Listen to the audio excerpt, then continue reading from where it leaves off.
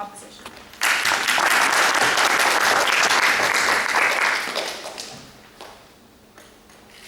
Ladies and gentlemen, when a man is involved in the conspiracy of killing 1,000 people, we think those people deserve justice.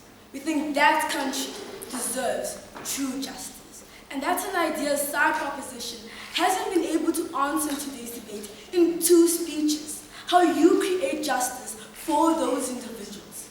We tell you, and the interest of Kenya isn't the interest that they brought you in today's debate. We are dealing with long-term interest. We are dealing with actual stability for Kenya. But furthermore, we are dealing with actual justice. We tell you, and the interests of Kenyatta are not the interest of Kenya. And I'm proud to be on side opposition today.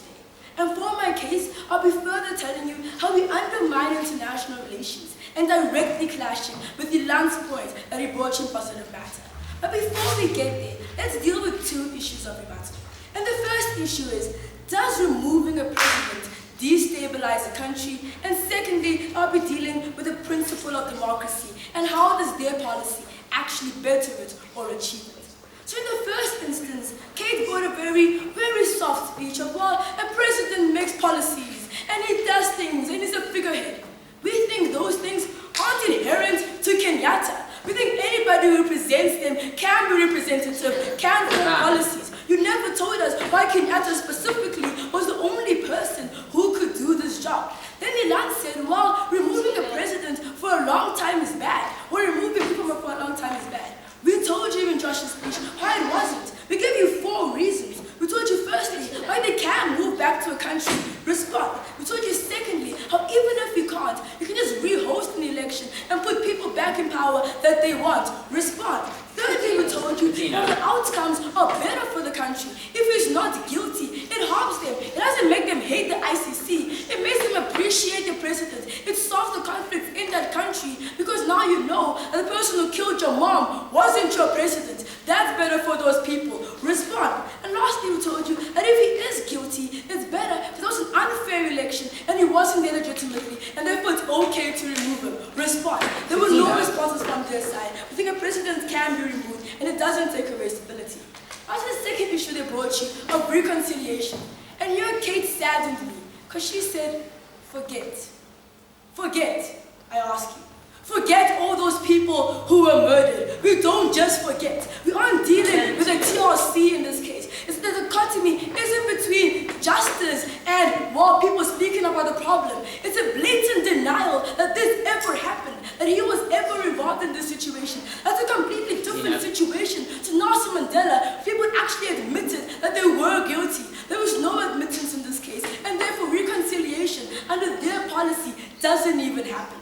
And the last thing they told you as well, we don't want to be associated with Western principles. Murder, killing, isn't a Western principle.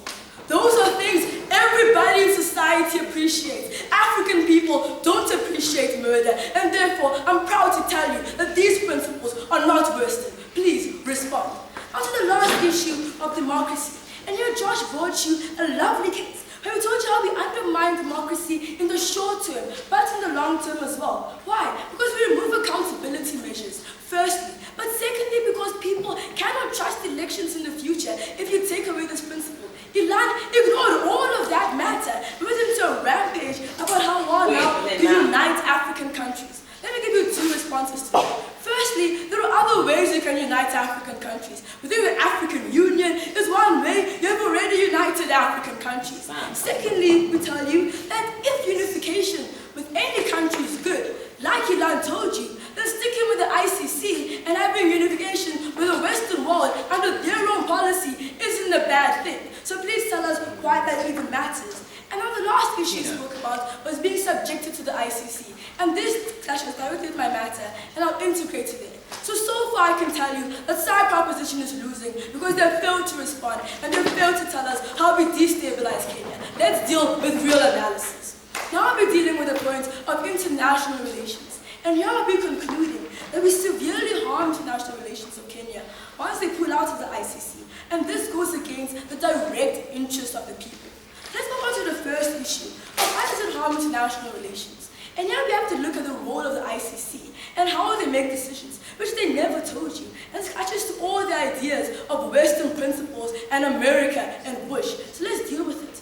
Within the ICC, makes objective decisions of justice. They aren't specific to any culture or specific to any country. We think these ideas are objective. We think murder in any situations are basic morals and basic values that everybody within society holds. They enshrine those basic principles. We tell you that the reason why American presidents haven't been prosecuted is because they never even signed the ratification of the ICC, and if the ICC can't even prosecute them, that is not the problem in today's world. But furthermore, we tell you that once you reject these principles, once you reject the ICC, you fundamentally reject the basic principles that so many countries in the world have signed onto. You say that you don't agree with those principles, you don't agree with basic morality, and that's bad for your international relations. Secondly, in terms of your association with different countries, you harm international relations. Why? Because when you choose to associate yourself with countries like Zimbabwe, countries like Malawi, which have also rejected the ICC, and rejected basic morality and basic principles, we think that harms how you're seen in the rest of the world, and that's harmful for international relations. But how is this practically harmful to you? I'll take you in a second.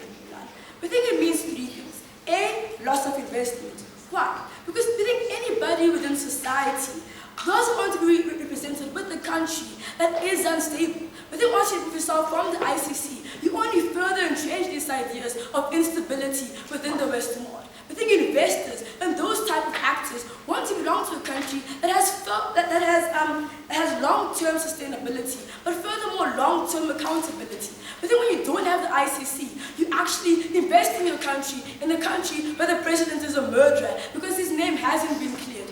That perception affects investments. That perception affects the country. He needs to prove his innocence if the country wants to move on. Tell me why not. Bettina, Kenya's never rejected human rights and acted laws to stop it. What they've rejected is the neo-colonialism which Africa's been subjected to for years.